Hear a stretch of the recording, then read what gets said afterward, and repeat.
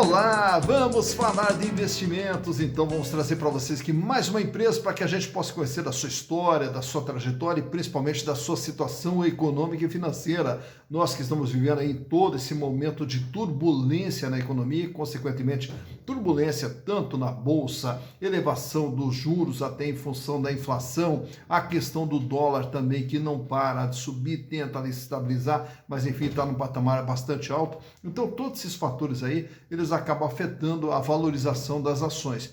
E uma das coisas que a gente sempre procura alertar aqui no canal é justamente isso, que quando você pega uma determinada ação e essa ação ela começa com quedas sucessivas, né? Então o importante é sempre verificar a razão da queda dessas ações, se é uma questão do mercado ou se é uma questão da própria empresa, porque se for da própria empresa aí a coisa começa a ficar mais perigosa. Isso quer dizer, se a empresa está indo mal e as suas ações desvalorizam, aí a coisa fica um pouquinho mais complicada. Agora, quando é questão do mercado, que as ações se desvalorizaram em função de flutuações na economia, e a empresa mantém seus fundamentos sólidos, consequentemente, na sequência, ela acaba recuperando todo o seu valor. Por isso que é importante sempre estar fazendo análise das empresas, verificando o andamento das empresas para saber a saúde econômica e financeira dela, como que vem se comportando. E isso tudo a gente procura trazer aqui para vocês com análise das demonstrações contábeis, trazendo aqui as últimas informações disponibilizadas pela empresa para que a gente possa repartir com vocês. E aí, consequentemente, você já vai ter condição de tomar decisões com mais consciência, com mais tranquilidade,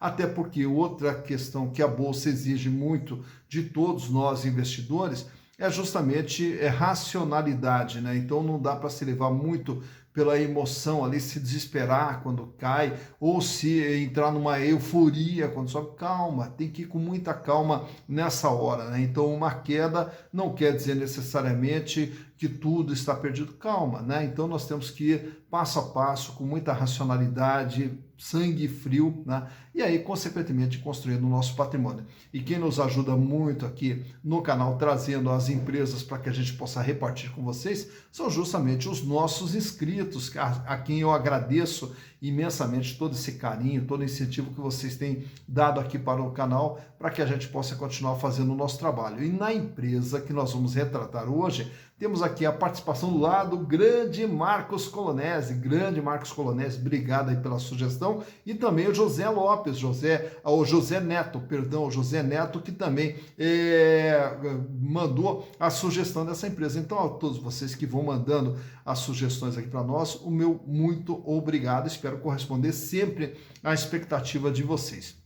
Mas caso queiram outras empresas, é fácil, é simples, basta entrar aqui, ó, canal Silas Degraf, e aproveita também, além da sua sugestão, também faz a sua inscrição, dá o like, ativa a sinetinha das notificações para estar sempre recebendo as informações que nós vamos repartindo aqui com vocês. E a empresa indicada lá pelo Marcos Colonese e pelo José Neto é a Alupar Investimentos S.A. Até demorou um pouquinho até para a gente fazer a Alupar, porque estávamos esperando a saída do balanço do terceiro trimestre. Aí tão logo saiu o balanço, então a gente já capturou as informações para poder trazer informação mais atualizada aí para vocês, né? E a Alupar, então, para que a gente possa entender o que é a Alupar é uma empresa também na área de energia elétrica, né? Principalmente na parte de transmissão, e agora atua também com geração e com distribuição de energia elétrica. E a Alupar Investimentos S.A., ela surge lá no ano de 2000, porque lá na sequência, no final dos anos 90, nós tivemos toda uma sequência de privatizações. E aí a Alupar é um fundo de investimento que passou a atuar na aquisição de linhas de transmissão. E aí, logo de cara, já conseguiram adquirir 2.100 quilômetros de linhas de transmissão. E a partir daí, então, que começa a trajetória da Alupar. Na sequência, vai participando de uma série de leilões ali para construção e operações tanto de Juí como também da hidrelétrica Foz do Rio Claro, e aí passa também a trabalhar na geração de energia elétrica e vai na sequência participando de diversas licitações e de diversos leilões para ampliar a sua participação, principalmente na parte de transmissão. E daí, com todas essas aquisições, chegou no momento em 2007 que transformaram a Alupar numa holding para administrar todas as aquisições que eles vieram fazendo, né, ao longo do tempo. No ano de 2013, fizeram o IPO, se transformaram numa sociedade anônima de capital aberto, e tanto é que estou retratando, vamos retratar para vocês aqui a Loop 4, né, porque também temos a Loop 3, que é a ordinária, a Loop 4, que é a preferencial, onde tem um volume maior de ações disponibilizadas no mercado, e temos também a Loop 11, né, que é uma UNIT, mas vamos focar aqui mais naquela que tem uma participação maior, que é a Loop 4. Já até o ano de 2020, só para vocês terem uma noção, a Alupar ela já possuía praticamente 42 ativos espalhados aqui pelo Brasil, entre geração, transmissão, geração hídrica, e agora também estão trabalhando com a geração eólica de energia. E tem uma presença não só no Brasil, como também na Colômbia. E a Alupar hoje ela tem como controladora o fundo Guaruparte. Mas para que possamos entender como é que está a situação da Alupar, trouxe para vocês aqui 2018, 2019, 2020 e agora o último trimestre, né, o terceiro trimestre do ano de 2021, o balanço encerrado agora no dia 30 de setembro de 2021, trazendo as informações mais recentes da companhia para vocês. Então, vamos aos números. Então, vamos para a análise das demonstrações da Alupar Investimentos S.A. e para tanto, como eu falei para vocês, de uma base histórica que é necessário sempre para a gente poder fazer uma análise. Então, na base histórica, você passa a ter um comportamento de como que a empresa vem desenvolvendo a sua atividade ao longo do tempo, né? Então, essa regularidade é que nos mostra se ela vem com uma regularidade no passado, a tendência é ela ter uma regularidade no futuro, né? A não ser que essa regularidade seja quebrada ali por uma troca de comando, uma aquisição, alguma coisa nesse sentido. Mas, fora isso, a empresa ela tem uma trajetória e quando você tem essa base histórica, você consegue enxergar essa trajetória. Então, para tanto, eu trouxe 2018, 2019 e 2020 e agora as informações mais recentes do terceiro trimestre do ano de 2021, o balanço que a empresa apresentou agora no último dia 30 de setembro. Então, começando aqui pelo ano de 2018, para que possamos entender o que é a Alupar através dos seus números, ela tem um ativo total de 14 bilhões 606 milhões, que é tudo aquilo que está dentro do seu patrimônio. E aí, naturalmente, que uma empresa na área de energia, ela vai ter aqui um capital fixo e é um valor relativamente alto, principalmente que na questão das imobilizações, 4 bilhões 283, e aí também tem aqui os chamados ativos financeiros, né, referente às concessões, 4 bilhões 760 milhões de reais. Mas enfim, isso aqui tudo passa a ser considerado como capital fixo, já que isso aqui ele não é destinado a se transformar em dinheiro. Então, são os mecanismos que a empresa utiliza para poder gerar dinheiro. E aí, naturalmente, aqui no capital circulante, no ativo circulante, também chamado de capital giro, são os recursos que a empresa usa para movimentar toda a sua estrutura física e aí, consequentemente, fazer uma receita de todos esses recursos, razão pela qual eu sempre comparo que o capital fixo da empresa é como se fosse um carro e aí o capital circulante é como se fosse o combustível que faz movimentar esse carro. Então, o ativo circulante da Alupar no ano de 2018 fechou em 4 bilhões 986 milhões, com uma representatividade de 34,1%. E a empresa fecha 2018 com um volume de dinheiro em caixa de 3 bilhões 595 milhões de reais. Olha quanto de dinheiro que a empresa tinha no caixa em 2018. Contas a receber 1 bilhão 248 milhões. Então, no caso dessa empresa aqui, a gente fica focado mais no caixa equivalente e no contas a receber, até porque o pouco volume de estoque é mais para o uso e consumo da empresa e outros créditos geralmente são tributos a recuperar. No ano de 2019, a empresa aumenta seu tamanho para 19 bilhões 369 milhões e o capital de giro sobe para 5 bilhões 441 milhões. Apesar do crescimento nominal, o peso do capital de giro acabou ficando menor, 28,1%. Aumenta um pouquinho mais o volume de dinheiro em caixa, 3 bilhões 894 milhões, mais uma pequena elevação aqui no contas a receber para 1 bilhão 298 milhões. Indo para o ano de 2020, aí a empresa passa a ter um tamanho aqui de 22 bilhões 576 milhões, Porém, esse crescimento ele não ocorre no capital de giro. O capital de giro até reduz, vai para 4 bilhões e 84 e a participação agora é de 18,1%. Diminui o volume de dinheiro em caixa, 2 bilhões e 80 e aumenta aqui o contas a receber para 1 bilhão e 705. Nos 9 primeiros meses do ano de 2021, a empresa agora atinge um tamanho de 24 bilhões 502, é o tamanho da empresa através de tudo aquilo que ela tem, e o capital de giro apresenta mais um recuo, 3 bilhões 773 milhões, 15,4%. Reduz um pouco mais aqui o volume de dinheiro em caixa, 1 bilhão 494, e aumenta um pouquinho mais o contas a receber, 1 bilhão 975. Então, o que a gente observa é que em valores nominais o capital de giro até ele vem crescendo até 2019, a partir de então ele começa com quedas acentuadas. E o capital de giro, que era de 34, cai para 28, cai para 18, cai para 15%. Razão pela qual há necessidade de sempre estar monitorando o andamento desse capital de giro. Já em termos de endividamento, o endividamento que era de 8 bilhões 344 milhões, com 57,1% de representatividade, isso quer dizer, de tudo que a empresa tem, ela deve 57,1%. Essa dívida sempre centralizada aqui no longo prazo. Então, no curto prazo tem uma dívida de 1.528 e a de longo 6.815, que totaliza os 8.344. Para o ano de 2019, a dívida aumenta, vai para 11 bilhões 829 milhões, com 61,1%. A dívida no longo prazo. Indo para o ano de 2020, a dívida aumenta em valores nominais, 13 bilhões 631 milhões, porém ela apresenta uma pequena queda aqui no peso dela, com 60,4%. Aí também a dívida fica sempre aqui centralizada no longo prazo com 11 bi e no curto prazo com 2 bi. E aí, finalmente, nos 9 primeiros meses de 2021, fecha com endividamento de 14 bilhões 217 milhões, 58% é o peso da dívida, também no longo prazo. Então a dívida ela sai de 57, vai para 61, recua para 60, recua para 58. Então quer dizer, isso aqui até acaba amenizando um pouco a queda do capital de giro. Então o capital de giro ficou um pouco menor, ficou, né? Mas em compensação também a dívida ficou um pouco menor, pelo menos em termos de peso. Já os resultados apresentados pela companhia começa 2018 com faturamento de 1 bilhão 882 milhões. Já para 2019 dá um salto, vai para 4 bilhões 592 milhões.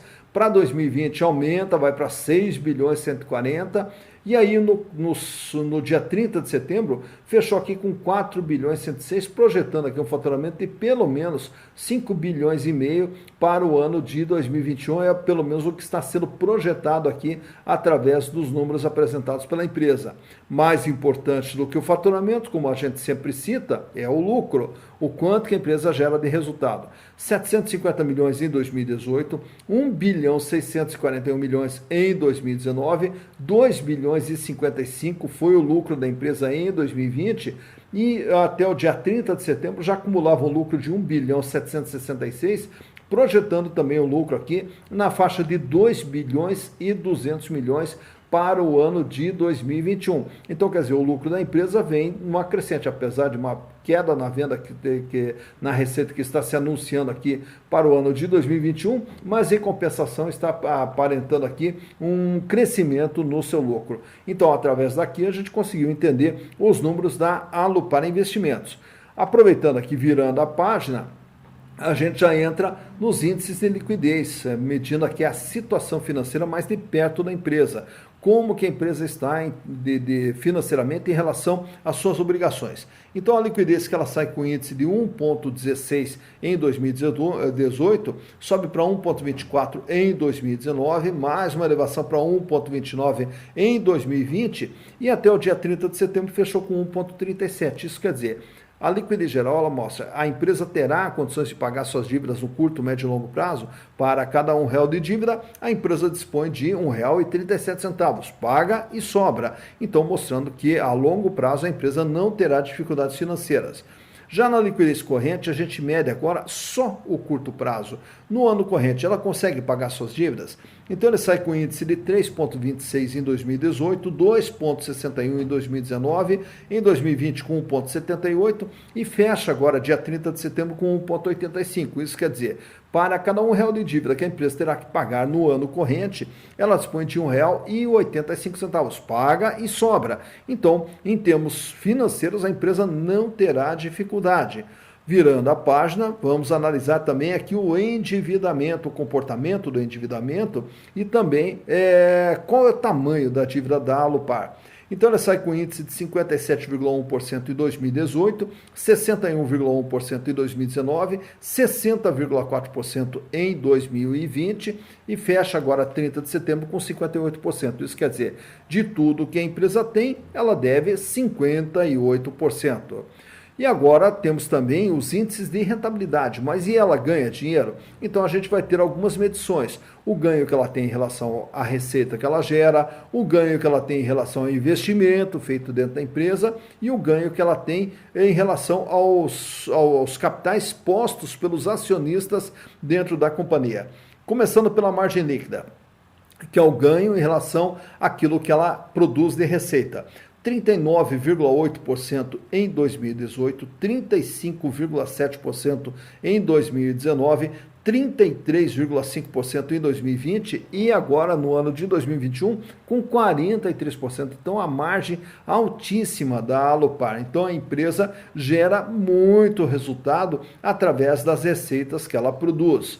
Já a rentabilidade do ativo, que são as outras 3 barrinhas que nós temos ali, mostram qual é o retorno que ela tem sobre o investimento. Por quê? Entende-se da seguinte maneira, todo ativo posto na empresa, quando a empresa compra alguma coisa e coloca dentro do seu ativo, aquilo é para gerar resultados. Então nós queremos saber, em relação a todo investimento feito, qual o resultado gerado pela companhia. 5,1% em 2018, 8,5% em 2019 e no ano de 2020 fechou com 9,1%. Quer dizer, em relação a todo investimento feito, a empresa ganhou 9,1%. Já a rentabilidade do PL, ela fala mais com o acionista que colocou seu capital dentro da empresa. A empresa apresentou lucro, entende-se que o lucro pertence ao acionista, já que o acionista é o dono do PL, né? Então, o lucro em relação ao PL fechou no ano de 2018 com 12%, em 2019 21,8% e fechando agora o ano de 2020 com 23%. Isso quer dizer, em relação ao investimento feito pelo acionista, o lucro que a empresa gerou remunera o acionista, que é o lucro sobre a ação, né, na faixa de 23%. Então, também um ganho significativo que a empresa consegue gerar para os seus acionistas. E aí também na sequência, fechando aqui os índices, eu trago para vocês a análise das ações da empresa.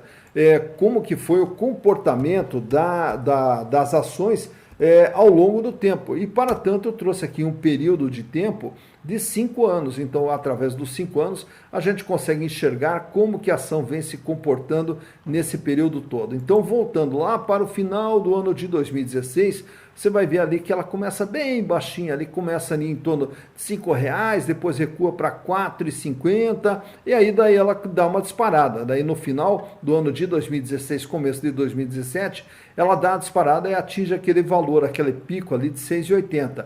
Mas ele não se sustenta e aí volta a cair e vai caindo até novamente atingir praticamente R$4 o valor de cada ação. Mas daí na sequência, a partir de 2019, ela ensaia ali uma retomada e vai subindo novamente, atinge ali um pico de R$8,40 aproximadamente, acaba caindo, volta a subir e fica tentando se manter no patamar mais elevado ali, na faixa de R$8 até R$9.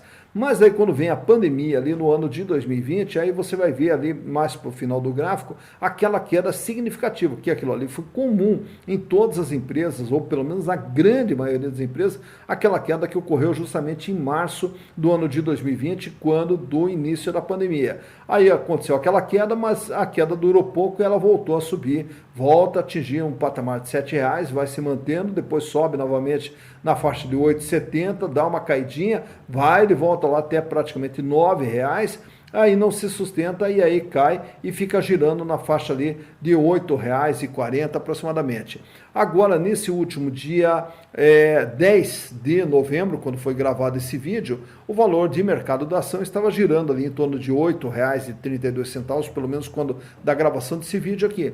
E aí trago para vocês também ali, vocês veem embaixo um VPA, valor patrimonial da ação. Quanto que vale uma ação em relação ao patrimônio da empresa? R$ 7,51. Então você veja que o valor de mercado da Alupar, ele está muito perto do valor patrimonial. Então, tá aí também o comportamento das ações da Alup 4 que eu trago para vocês. Tá então analisada mais uma empresa, a Alupar Investimentos S.A., mais uma empresa na área de energia elétrica, e é uma área aí que ela tem crescido bastante, até porque a necessidade de geração de energia aqui no Brasil, de geração, de transmissão, de distribuição de energia no Brasil, ela tem se mantido constante, sempre em elevação. E olha que hoje nós ainda estamos com a economia andando um pouco de lado, tão logo a economia comece a ter um reaquecimento, haverá necessidade de mais energia ainda, então existe uma grande potencialidade para todas essas empresas crescerem bastante, mas para elas crescerem bastante, elas têm que estar estruturadas, né? Porque muitas vezes nós vamos observar empresas na área de energia, e o pessoal até tem me questionado aqui, será que essa empresa agora, com uma necessidade maior de energia, vai crescer, etc. Depende dela estar estruturada, porque muitas vezes a oportunidade tem, mas as empresas não têm estrutura para poder aproveitar as oportunidades, né? E aí, naturalmente, se a empresa está ali bem financeiramente, bem economicamente, então quando surge a oportunidade, essa empresa aproveita a oportunidade e vai crescendo gradativamente. Então a área de energia é uma área inesgotável, é uma área que sempre vamos precisar, então a tendência dessas empresas é irem cada vez melhor, mas para isso elas têm que ter uma boa gestão. E aonde que a gente enxerga essa boa gestão? Através dos números apresentados pela empresa, através de uma regularidade que essas empresas vêm apresentando, razão pela qual passa a ser fundamental na hora de analisar uma empresa, analisar todo o seu histórico e analisar também o seu balanço, aí, principalmente com uma base histórica um pouquinho maior, para a gente poder perceber se existe ou não essa regularidade e, naturalmente, saber se a empresa está bem ou não, né? Então, tudo isso aí a gente procura repartir aqui com vocês no canal Silas de Grafia. E, consequentemente, aí você vai poder tomar suas decisões de forma mais consciente, diminuindo seus riscos, potencializando as probabilidades de ganho, para poder montar sua carteira, né, e montando o seu patrimônio, para que lá na frente você possa ter uma vida cada vez mais digna e uma vida cada vez melhor. Dito isso, bons investimentos para vocês.